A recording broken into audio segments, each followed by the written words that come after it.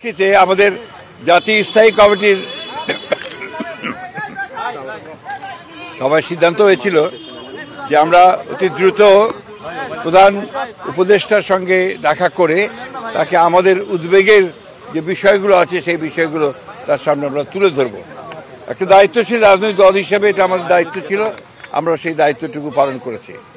আমরা আজকে যে বিষয়গুলো তার সামনে আলোচনা করেছি তা হচ্ছে যে এই যে ঘটনাগুলো ঘটেছে এর দায় সরকার এড়াতে পারেন না। এই জন্যে যে সরকারের বিভিন্ন যে প্রতিষ্ঠানগুলো আছে, বিভিন্ন যে বাহিনীগুলো আছে, তাদের সামনেই এই ঘটনাগুলো একের পর এক ঘটেছে, যেটা আমরা মনে করি দেশের সার্বিকভাবে দেশের যে আইনশৃঙ্খলা পরিস্থিতি, স্থিতিশীলতা তাকে যথেষ্টভাবে বিপন্ন করেছে এবং ফ্যাসিবাদকে সুযোগ করে দিয়েছে তাদের এই সম্পর্কে একটু কথা বলার।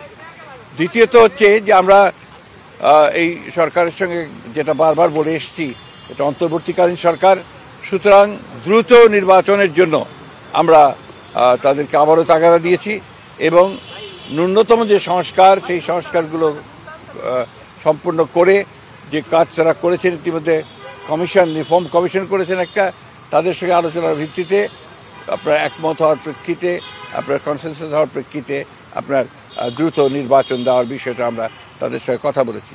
আমরা প্রশাসনে যে সমস্ত ব্যক্তি এখনও যারা দোষর ছিলেন ফ্যাসিবাদের এবং যারা ক্ষতিগ্রস্ত করেছেন বাংলাদেশকে সামগ্রিকভাবে, তাদেরকে আইনের আওতায় আনার জন্য এবং একই সঙ্গে তাদেরকে প্রশাসন থেকে সরিয়ে দেওয়ার কথা আমরা বলেছি।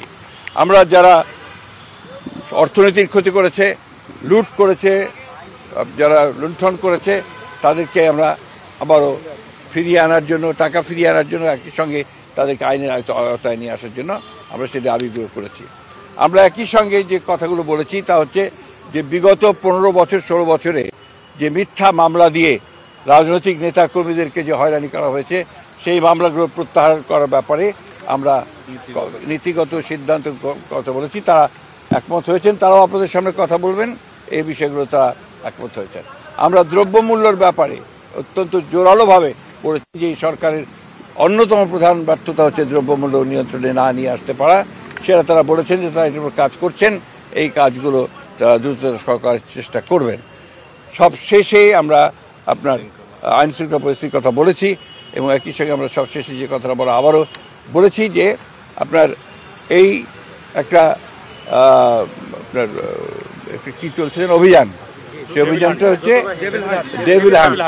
আমরা অতীতেও অনেক অভিযান দেখেছি, সেই ধরনের কোনো পুনরাবৃত্তি যেন না হয়, অর্থাৎ কোনো ইনোসেন্ট মানুষ যারা আপনার যেন না হয় এবং এটা নিয়ে আবার যেন কোনো রকমের সমস্যা তৈরি করা না হয়, এই কথাগুলো আমরা অত্যন্ত জোরের সঙ্গে বলেছি। প্রধান উপদেষ্টা এবং তার সঙ্গে যারা ছিলেন তারা আমাদেরকে আশ্বস্ত করেছেন যে অতি দ্রুত তারা নির্বাচনের ব্যবস্থা করছেন এবং তিনি বলেছেনও যে ডিসেম্বরের মধ্যে তিনি নির্বাচনের ব্যবস্থা করে তারা কাজ করছেন।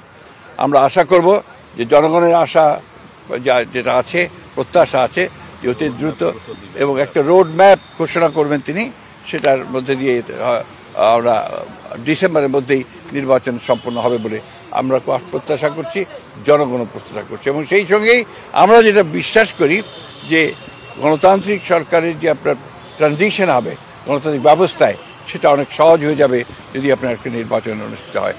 অনেক ধন্যবাদ। আমি আপনাদেরকে এটা দিয়ে যাব। আজকে একজন উপদেষ্টা বলেছেন যে জাতীয় নির্বাচনের আগে স্থানীয় নির্বাচনের বিষয়ে নীতিগত সিদ্ধান্ত তারা নিয়েছেন, আলাপ আলোচনা করে পরবর্তী না আমরা স্থানীয় সরকারের ব্যাপারে কোনো মতেই একমত হব না। আমরা খুব পরিষ্কার করে আগেও বলেছি, এখনো বলছি যে জাতীয় সরকারের আগে কোনো নির্বাচন হবে না। এটা ওনারা ঠিক করবেন, তবে ওনারা সম্ভব 15 তারিখের মধ্যেই ওনারা কিছু একটা বলতে যাবেন। ধন্যবাদ। এটা